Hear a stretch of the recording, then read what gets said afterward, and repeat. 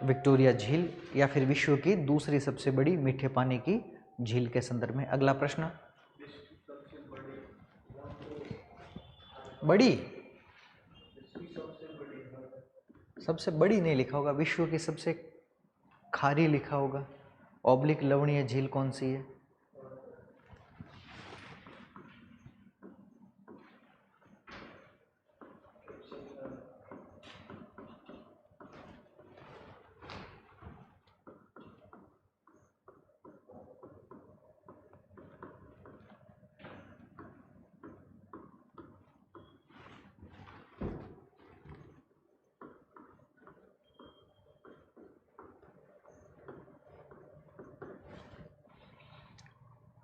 अब देखिए यहां पर एक शब्द लिखा है खारी या लवणीय झील। इसके लिए इंग्लिश में हम वर्ड प्रयोग करते हैं सैलिनिटी लेक।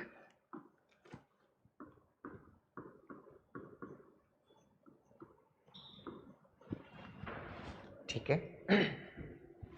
अब इसको समझने से पहले हमें कुछ चीजों के बारे में पता होना चाहिए। जैसे मान लो ये कोई एक झील है और मैं कह रहा हूं कि ये झील किस रूप में, अगर हम बात करें तो अकॉर्डिंग टू क्षेत्रफल अर्थात एरिया के अनुसार। दूसरी हम झील के अंतर्गत बात करते हैं उसमें पाए जाने वाले नमक या फिर खारापन, इंग्लिश में कहते हैं या तो अकॉर्डिंग टू सैलिनिटी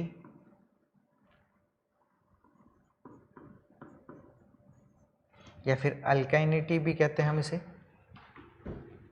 अगर मैं बात करता हूं क्षेत्रफल के अनुसार विश्व की सबसे बड़ी, या फिर मैं कहूं कि विश्व की सबसे बड़ी खारे पानी की झील कौन सी है, उसका पानी तो खारा है लेकिन बात एरिया के अनुसार हो रही है, तब हम आंसर लेते हैं कैस्पियन सी।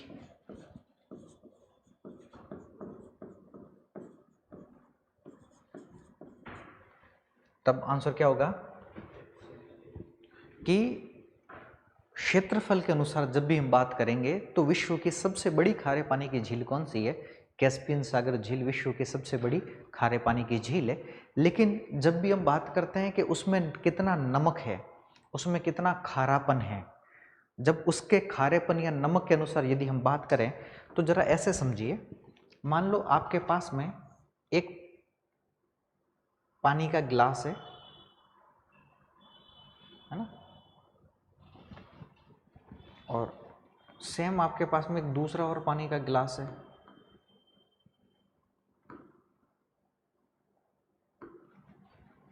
ये दो आपके पास में क्या है, पानी के ग्लासेस हैं।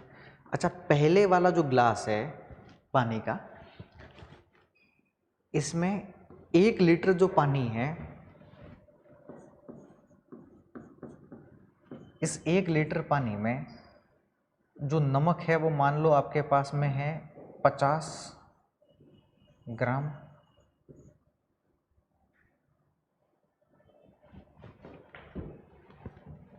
और जो दूसरा ग्लास है, इस दूसरे ग्लास में जो नमक है आपका, तो वो मानिए वो है 100 ग्राम। 1 लीटर पानी में नमक कितना है। अब दोनों ग्लासों का पानी अगर आपको मैं कहूं कि चखो, चखने के बाद मुझे ये बताओ कि सबसे खारा कौन सा है। तो 1 लीटर पानी में यदि 100 ग्राम नमक निकल रहा है, इसका मतलब ये पानी अपेक्षाकृत इससे क्या है, खारा है। ठीक है, तो जब भी मैं बात करता हूं खारेपन के अनुसार, इसका मतलब किसके अनुसार बात हो रही है, उसमें पाए जाने वाले नमक के अनुसार है, उसमें पाए जाने वाले खारेपन के अनुसार है। ठीक है, हमने बचपन में पढ़ाई की है, अभी भी पढ़ाई करते हैं, हमारी मार्कशीट आती है और मार्कशीट में हमारे पास में क्या आते हैं, ये क्या लिखे हुए मिलते हैं, प्रतिशत। और ये प्रतिशत कितने में से निकाले जाते हैं, 100 में से। अगर मैं थोड़ा सा चेंज कर लूँ इसको और ऐसे कर लूँ, ठीक है, तो ये कितने में से निकाले जाएंगे? 100 की जगह 1000, तो हम इसे कहेंगे प्रति ग्राम पर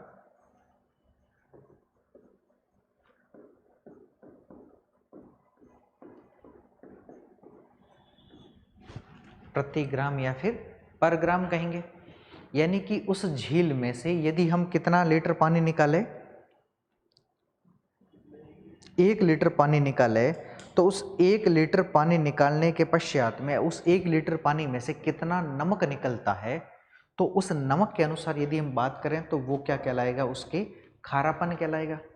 तो अगर इस तरीके से यदि हम बात करते हैं तो विश्व की सबसे जो खारी झील हो जाती है नंबर 1 पर, उसका नाम है वॉन लेक। वॉन झील, अभी लिखना नहीं है कौन सी है। नंबर 2 पर आता है डेड सी, हिंदी में अर्थ होगा मृत सागर।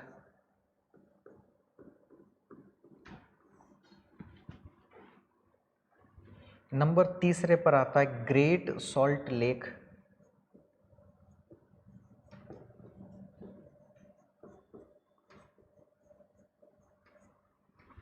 नाम ही वही है, ग्रेट सॉल्ट झील, है ना।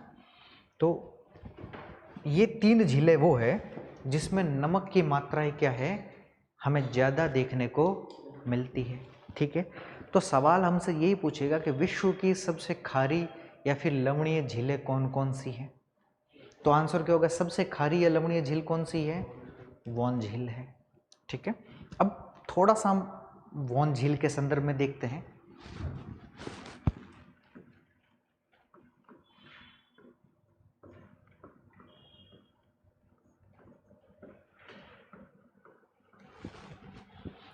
तो इस वॉन झील के बारे में पहली चीज तो क्या कि ये कैसी झील है? सैलिनिटी लेक है।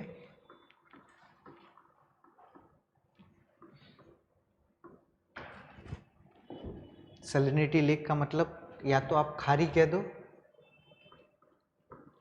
या फिर इसी के लिए क्या शब्द प्रयोग करेंगे? लवणीय झील है। तो मन में सवाल आ रहा होगा कि भाई इसमें नमक की मात्रा कितनी है, इसमें लवणता कितनी देखने को मिलती है।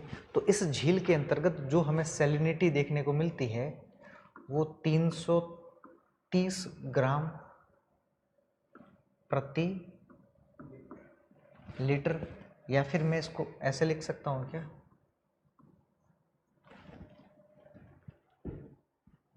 यानी इस झील में 1 लीटर यदि आप पानी निकालोगे तो उस 1 लीटर पानी में से कितना नमक निकलेगा? 330 ग्राम क्या निकलेगा? नमक निकलेगा। तो इसका मतलब ये झील विश्व की सबसे खारी या फिर विश्व की सबसे लवणीय झील के तौर पर गिनी जाती है। फिर दूसरा सवाल मन में क्या आएगा कि ये झील कहाँ पर स्थित है, लोकेशन। तो ये झील जिस महाद्वीप में है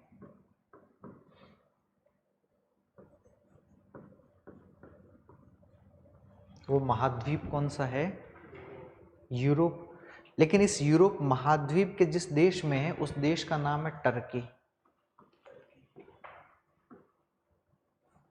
हिंदी में हम इसे बोलते हैं तुर्की।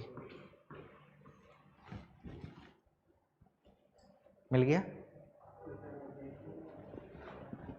अब ये जो टर्की या जो तुर्की है, दरअसल ये 2 महाद्वीपों में फैला हुआ है। ये जो टर्की है ये कितने महाद्वीपों में फैला हुआ है? 2 महाद्वीपों में है।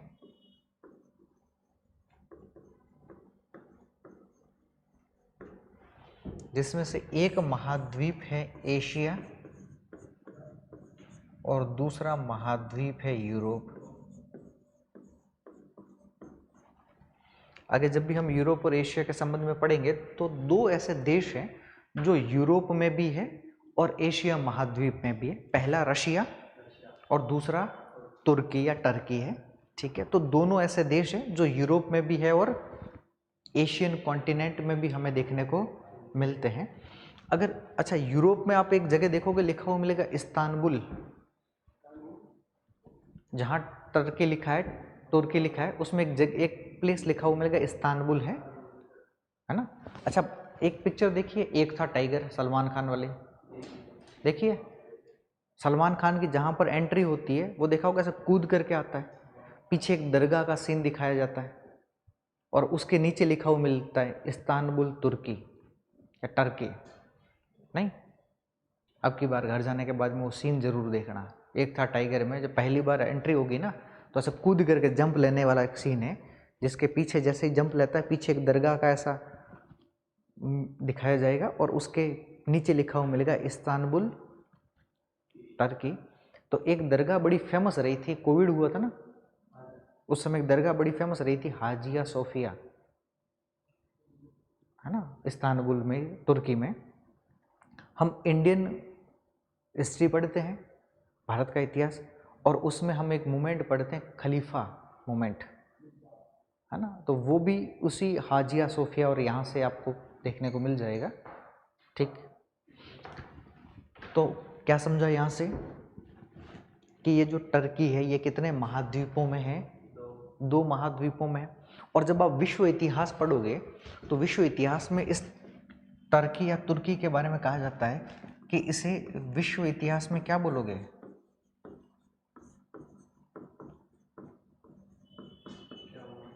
इसे बोलते हैं यूरोप का मरीज।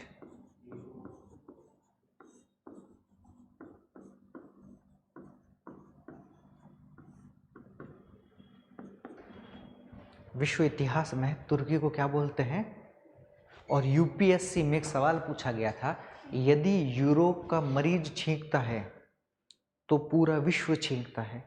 इस कथन का समालोचनात्मक मूल्यांकन कीजिए, है ना। अब पता ही नहीं चलेगा कि पता नहीं ये यूरोप का मरीज है क्या, ये छींकना, हमें तो कहना जब जब भी बुखार आता है तब छींक तो आती है, तो कौन छींकता है, कैसे छींकता है, हमें यही नहीं पता, है ना। तो यूरोप का मरीज छींकेगा तो संपूर्ण यूरोप क्या करेगा? छींकता है। इसका सीधा सा कहने का तात्पर्य था कि पहले जो व्यापार होता था, है ना, जैसे मान लीजिए ये एक पार्ट है जिसका नाम हमने बोल दिया तुर्की है, इस तरफ है कौन सा महाद्वीप, और इस तरफ कौन सा महाद्वीप है पूरा। तो पहले समुद्री रास्ते नहीं थे, है ना, व्यापार के लिए हम स्थलीय रास्तों का क्या करते थे? प्रयोग करते थे। तो पहले यूरोप से एशिया आने के लिए कहाँ से होकर के गुजरना पड़ता था? तुर्की से होकर के गुजरना ही पड़ेगा। भाई आने के 2 ही रास्ते थे, या तो आप तुर्की से होकर के आओ या फिर यूराल माउंटेन पार करके साइबेरिया से होते हुए आप एशिया महाद्वीप में प्रवेश करो।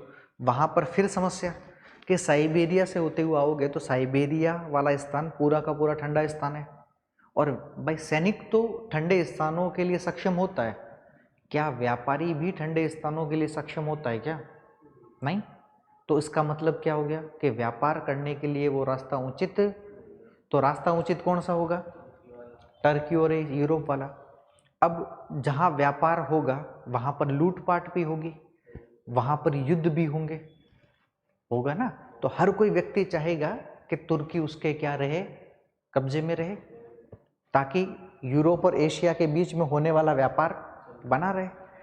और तुर्की वाला क्या चाहेगा कि मेरा कब्जा ही बना रहे, ताकि मैं इधर से भी व्यापार, भाई आप टोल टैक्स नहीं होते रोड पे जाते हैं, जब टोल टैक्स वसूले जाते हैं ना हाईवे पे, क्यों? कि अगर आपको इस रोड पर चलना है तो आपको टैक्स देना पड़ेगा। तो पहले क्या होते थे? ऐसे टैक्स लिए जाते थे, व्यापारियों से पैसा लिया जाता था।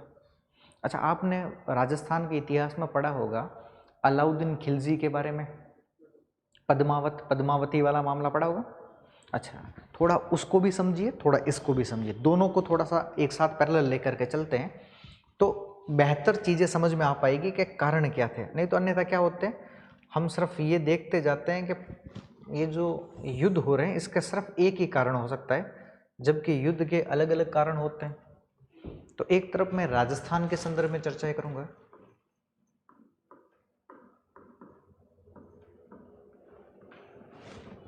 और एक हम विश्व के संदर्भ में चर्चाएं करेंगे, और विश्व में भी किसके संदर्भ में,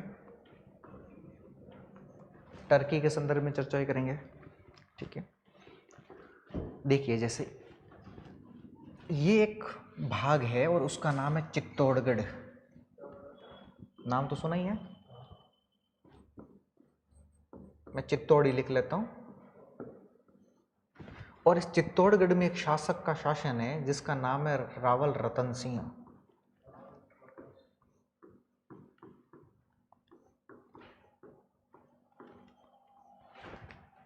राजस्थान हिस्ट्री में पढ़े हुए 1301 से लेकर के 1303 तक बेचारा क्या रहता है, शासन करता है। और इसकी पत्नी बड़ी फेमस रही है जिसका नाम है पद्मावती।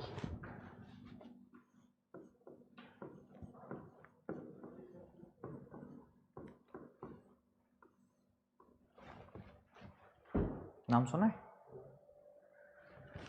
अब इतिहास में पता नहीं कितने मिथक हैं। ये कहते हैं कि ये पद्मावती सिंहल द्वीप की राजकुमारी थी। सिंहल द्वीप का मतलब आज का श्रीलंका। जरा सोच के देखो, रावल रतन सिंह बेचारा 301 से लेकर 303 तक तो शासन करता है, ये कब सिंहल द्वीप गया होगा? हा? मतलब ऐसा लगता है क्या कि आपको अगर उस समय का जरा सोच करके देखिए, जिस समय कम्युनिकेशन स्किल नहीं है, कम्युनिकेशन है ही नहीं, है ना, और आने जाने के लिए इतनी को फ्लाइटें तो है थी नहीं उस समय, जो आप यहाँ से उड़ करके वहाँ तक क्या चले जाओ। तो क्या ये, और कहते हैं क्या है पता है, इतिहासकार ऐसे कहते हैं कि रावल रतन सिंह यहाँ से वहाँ शिकार करने के लिए गया था। अब कौन बताए कि वो यहाँ से वहाँ तक शिकार करने क्यों जाएगा? वो शिकार करने के लिए पूरा का पूरा मेवाड़ का इलाका कम पड़ रहा था क्या, कि वहाँ पर शिकार नहीं मिल रहा था उसको, शिकार होती नहीं थी, तो वो शिकार करने के लिए सिंहल द्वीप चला गया। लेकिन राजस्थानी इतिहास के जब भी किताबें पढ़ते हैं तो उसमें एक लाइन कहता है कि पुगलरी पद्मनी, पुगलरी पद्मनी परनी घर चित्तौड़। पुगल बीकानेर में एक जगह है, और उस पुगल की पद्मनी यानी कि पुगल में भाटियों की बेटी थी, इसीलिए उसका नाम, पुगल की राजकुमारी थी इसलिए उसका नाम क्या दे दिया, पद्मनी दे दिया। तो पुगलरी पद्मनी परनी घर चित्तौड़, मतलब शादी कहाँ पर हुई है उसकी, चित्तौड़ में हुई है। ठीक है, और चित्तौड़ पर आक्रमण होता है 1303 में।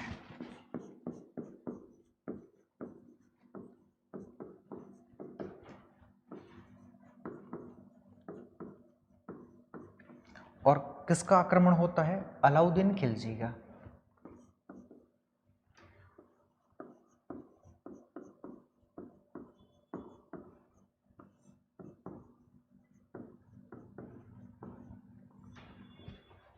अब इतिहासकार कहते हैं कि अलाउद्दीन खिलजी ने चित्तौड़ पर जो आक्रमण किया तो उसका कारण था क्या, जबकि ऐसा नहीं था। वास्तविक कारण कोई अलग थे, हो सकता है बहुत सारे कारण होते हैं, उनमें एक कारण ये भी रहा होगा कि पद्मनी की चाहत। जबकि वास्तविक कारणों की यदि हम चर्चाएं करते हैं तो यहां पर क्या है, गुजरात है, यहां पर एक जगह है दिल्ली है, इधर पड़ता है मालवा। मालवा कहां पर है, किस राज्य में वर्तमान में, मध्य प्रदेश में है। तो व्यापार करने के लिए अगर कोई व्यक्ति दिल्ली से गुजरात की तरफ व्यापार करने के उद्देश्य से जाता तो चित्तौड़ का रास्ता आता। यदि आप मालवा की तरफ में भी व्यापार करने जाते तो भी चित्तौड़ की सीमाएं इस मालवा के साथ में टच होती। अगर आप उस समय जरा सोच करके देखिए, आज से 1300 की बात कर रहे हैं, 1301 1303 के आसपास की बात कर रहे हैं, तो यदि उस समय राजा महाराजाओं का शासन था, यानी कि जो चित्तौड़ था, मेवाड़ था, ये पूरा का पूरा अपने आप में एक देश था। भाई आज हम देश कहते हैं, जो भारत है, देश भारत हम कैसे कहते हैं कि हमारा देश भारत कैसे है, तो अपना स्वयं का अलग झंडा है, अपने अलग कानून चलते हैं, है ना। तो वहां पर जो भी राजा थे, जो भी शासक थे, उनका स्वयं का अलग देश था। मेवाड़ अपने आप में एक अलग क्या था, देश था। तो अगर आप मानो कि यहाँ से किसी दूसरे देश से होकर के गुजरोगे तो आपका पासपोर्ट चेक होता है, वीजा चेक होता है, आपसे को अगर आप सामान लेके जाओगे तो आपसे टैक्स लिया जाता है। आज भी लेते हैं ना हम, आप डेवलप हो चुके हैं फिर भी ले रहे। तो जरा उस समय सोच करके देखिए, क्या यहाँ से उस समय तक टैक्स नहीं लिया जा रहा था क्या? जाहिर सी बात है टैक्स लेंगे, लेंगे कि नहीं लेंगे। अब क्या हुआ कि चित्तौड़गढ़ वालों ने अलाउद्दीन खिलजी से क्या ले लिया, टैक्स ले लिया। गुजरात जाते समय इससे पैसा ले लिया। अब अलाउद्दीन बहुत बड़ा शासक, अपने आप को खुद को सिकंदर सानी मानता था, दूसरा सिकंदर मानता था, अलेक्जेंडर, कि अब धरती पर कोई अगर सबसे महान हुआ था वो सिकंदर हुआ है, जिसे विश्व विजेता के नाम से जानते हैं। और मैं अपने आप को दूसरा सिकंदर घोषित करना चाहता हूँ। जब कोई व्यक्ति पूरे विश्व को जीतने के लिए चाहत रखता हो तो सोचेगा ना कि यार इसने मुझसे पैसा ले लिया, इतनी औकात। हाँ, छोटा सा पिद्दू भर तो साम्राज्य, मैं इतना बड़ा दिल्ली सल्तनत का सुल्तान और मुझसे पैसा ले लिया। तो क्या होगा, उसकी जो प्रतिष्ठा है उस पर प्रश्न चिन्ह नहीं लगा, लोग क्या कहेंगे। अब जरा मान के देखो, आपके गांव में कोई दबंग व्यक्ति है और उस दबंग व्यक्ति से कोई बंदा पैसा ले ले, तो गांव में क्या, उससे पैसा ले लिया, है ना। तो उस दबंग व्यक्ति के ऊपर क्या लग गया, तो वो दबंग व्यक्ति क्या करेगा, मुझसे मेरे ऊपर की बात, अच्छा बताता हूँ तेरे को। 1303 में आक्रमण कर दिया चित्तौड़गढ़ पर, और चित्तौड़गढ़ को पूरा क्या कर दिया, लूट लिया। मतलब चित्तौड़गढ़ खुद के कब्जे में ले लिया और नाम रखा खिजराबाद। आगे इतिहास पढ़ेंगे जब चर्चाएं करेंगे, ठीक है। तो ये कारण था राजस्थान के संदर्भ में, स्टोरी बड़ी फेमस रही है। इससे थोड़ा सा रिलेट करके समझाता हूँ कि अब बात किसकी कर रहे हैं, तुर्की की बात कर रहे हैं। अब जरा यहाँ पर भी आपको देखने वाली बात है, ये क्या है, इधर इधर अगर आपको यूरोप से कहाँ जाना होगा तो बीच में क्या आएगा, और इस तुर्की पर पहले जिसका शासन था वो थे मुस्लिम, सॉरी ईसाई।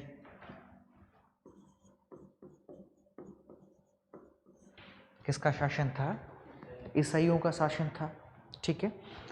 अब एक आपने, हम आगे और विश्व इतिहास में चर्चा करेंगे, एक साम्राज्य हुआ है जिसका नाम है रोमन एम्पायर।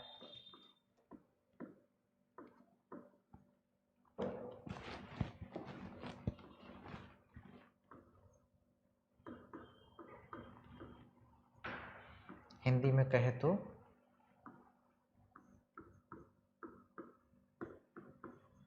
रोमन साम्राज्य।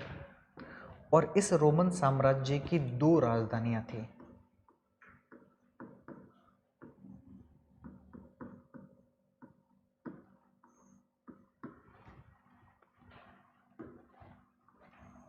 राजधानियों का मतलब कैपिटल।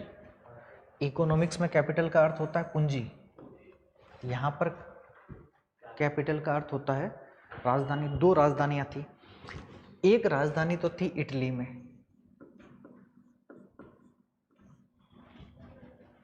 और जो दूसरी राजधानी थी वो थी कहाँ पर, आपके तुर्की में।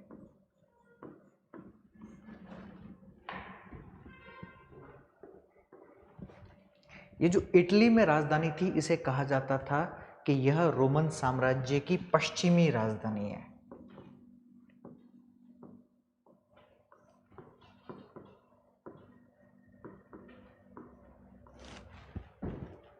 ठीक है, तुर्की यूरोप में आया, ठीक है, तो ये कौन सी होगी, पश्चिमी राजधानी होगी। और ये इटली पश्चिमी राजधानी है, और ये जो तुर्की है ये इसकी कैसी राजधानी थी, पूर्वी राजधानी थी।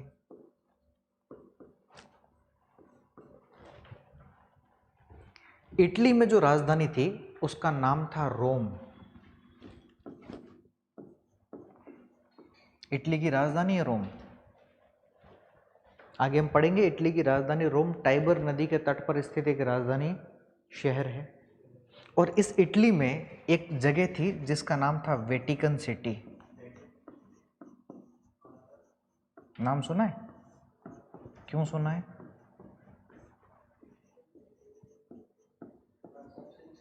हाँ बिल्कुल ठीक सुना है। ये विश्व का वर्तमान में सबसे छोटा देश है ना। और जो तुर्की में राजधानी थी इनकी, उसका नाम था कॉन्स्टेंटिनोपल,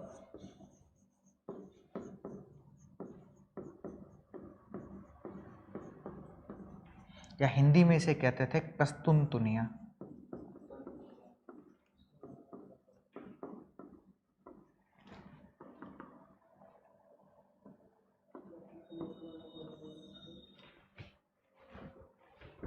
कस्तुनतुनिया। और इस कॉन्स्टेंटिनोपल का, कस्तुनतुनिया का पतन होता है 1453 एडी में। 1453 में इस कॉन्स्टेंटिनोपल का या फिर कस्तुनतुनिया का क्या हो जाता है? पतन। और इसके पतन का जो कारण था भाई, अगर मान लो मैं कह रहा हूं कि इसका क्या हो रहा है,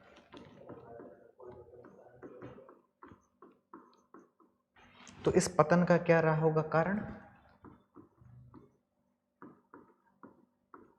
और इस पतन का एक ही कारण था, पहले किसका कब्जा था?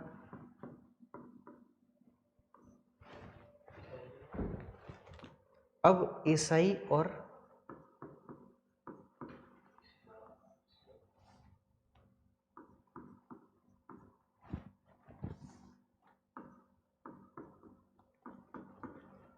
इस्लाम, इन दोनों के बीच में क्या होता है? युद्ध।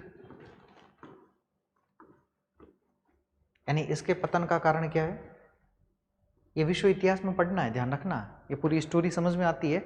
यही कारण है जो हमारे धर्म सुधार आंदोलन, आपका टॉपिक दे रखा है धार्मिक सुधार आंदोलन या धर्म सुधार आंदोलन, प्रबोधनकालीन चिंतक, विचारक, धर्म सुधारक, है ना। और फिर हम पढ़ते हैं first world war, second world war, पूरा विश्व इस घटना के बाद में क्या होता है?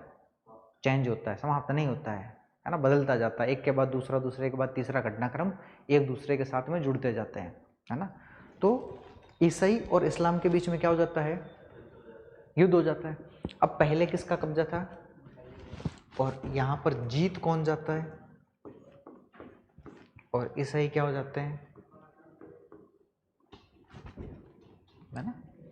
अब ये जो रोमन साम्राज्य था, जो इटली की राजधानी रोम में, जिसे हम यहाँ पर कहते हैं, यहाँ पर साम्राज्य था पोप का साम्राज्य।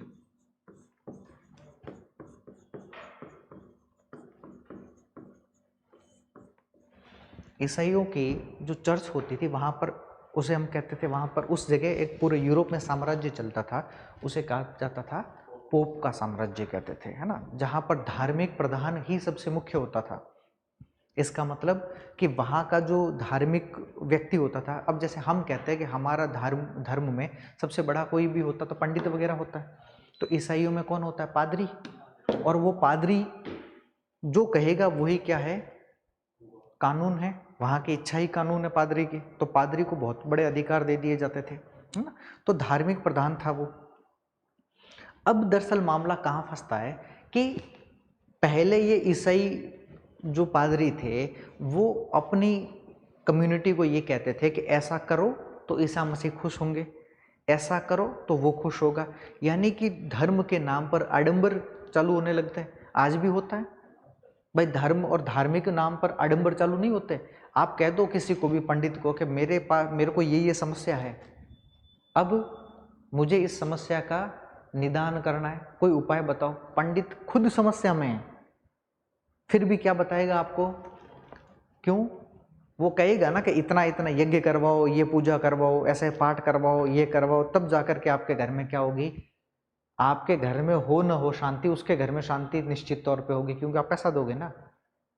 तो आप कितनी भी बाधाओं में हो, टेंशन में हो, लेकिन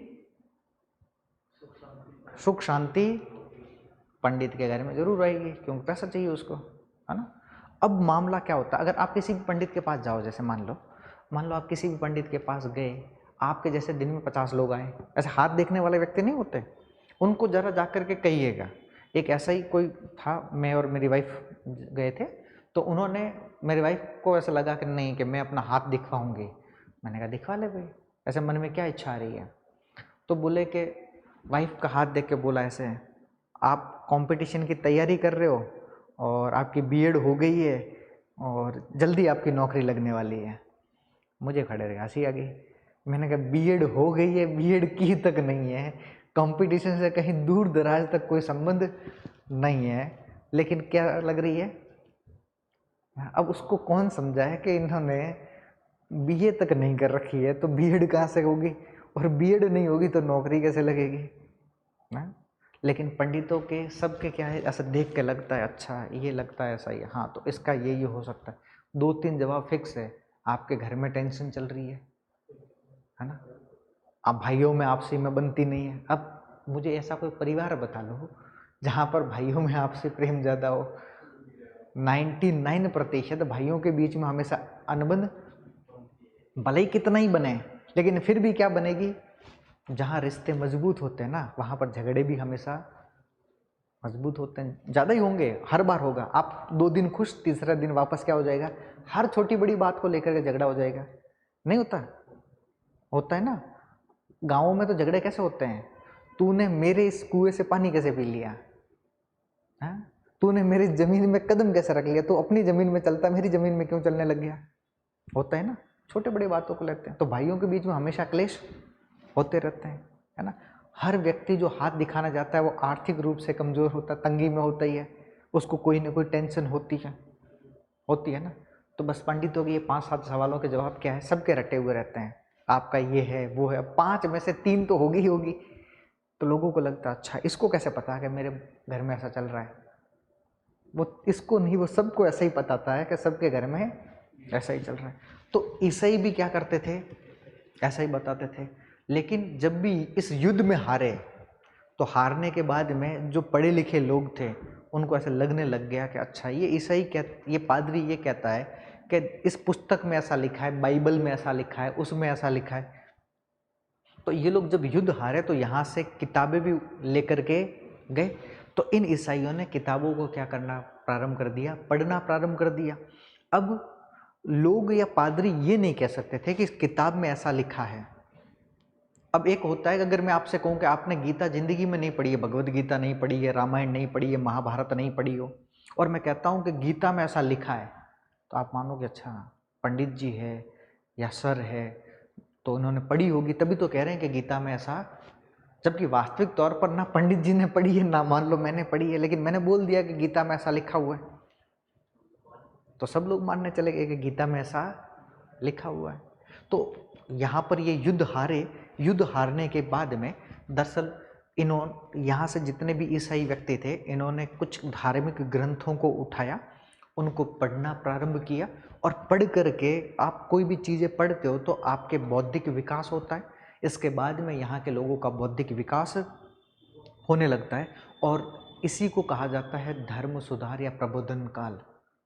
तो अलग अलग विचारक पैदा होते हैं, प्रबोधनकालीन चिंतक या विचारधाराएं निकलती है, जिसमें सर ने एक आपको बताया होगा, मॉन्टेग्यू के बारे में बताया होगा, बताया था ना पॉलिटी पढ़ाते समय, शक्ति के पृथक्करण सिद्धांत के बारे में बताया होगा कि शक्ति किसी एक व्यक्ति के हाथ में नहीं होनी चाहिए, यदि शक्ति किसी एक व्यक्ति के हाथ में होगी तो शक्ति का दुरुपयोग करेगा, है ना, और शक्ति जब बटी हुई होगी तो दुरुपयोग। इसीलिए हमारे यहाँ पर हमने सेपरेशन ऑफ पावर थ्योरी को अपनाया है। ये हमारी लेजिस्लेचर अलग है, एग्जीक्यूटिव अलग है, हमारी जुडिशियल सिस्टम अलग है, कार्यपालिका अलग है, विधायिका अलग है और न्यायपालिका। तो हमारे पास में शक्तियों का क्या है, बंटवारा। तो वो आया कहाँ से, इसी युद्ध के बाद में, कि भाई यहाँ इस युद्ध में हारे लोग क्या करोगे, कुछ न कुछ करोगे। तो यहाँ के लोगों ने पढ़ना प्रारंभ कर दिया। ठीक है, अब मुझे जरा ये समझाओ, यहाँ जो युद्ध हुआ, क्या इस युद्ध का कारण कोई लड़की थी क्या? नहीं। फिर तो यहाँ पर युद्ध का कारण, अगर कोई राजा महाराजा अगर कोई युद्ध कर रहा है तो वो युद्ध का कारण केवल और केवल महिला तो हो नहीं सकती है। ठीक है, चीजें समझ में आ गई। रोमन साम्राज्य और पूरी थ्योरी हाँ, अब किसी को भी समझाने के लिए क्या हो, कैपेबल हो। तो अब समझ में आ गया कि इस तुर्की को यूरोप का मरीज क्यों कहते हैं, क्योंकि इधर वाले भी जाएंगे तब इसको युद्ध में डालेंगे, इधर वाले भी जाएंगे तब युद्ध में डालेंगे, ये बेचारा युद्ध को ही झेलता रहा, इसलिए इसको क्या बोलते गए, यूरोप का मरीज। ठीक है, तो इतनी चीजें समझ में आ चुकी है। तो ये किसके बारे में था, वॉन झील के संदर्भ में था। तो ये डायग्राम बनाना चाहोगे, हाँ पेज छोड़ लो, फिर कितना छोड़िएगा, ये पूरी थ्योरी भी लिखते चलिएगा थोड़ा सा, यहाँ से है ना, 2 3 4 5, है ना, एक पेज पूरा छोड़ लो इधर वाला। हाँ अब लिखना प्रारंभ करो।